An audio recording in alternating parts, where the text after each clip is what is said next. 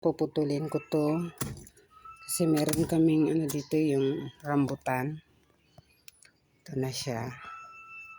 Ito siya, ilagay ko to sa kabilang ano, doon sa ilan ni R.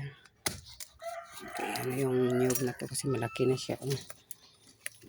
Tumubo na nga dito. Tumubo na dito. Ano na siya. Ano ko to kasi ilagay ko to sa kabila. Sa kabilang ano doon sa ilan ni R. Tapos kasi may rambutan, so tanggalin ko tong ano dito. Ito. Tanggalin ko ang malunggay, hindi ko nabubuhayin to. Ito lang isa ang ipaano ko.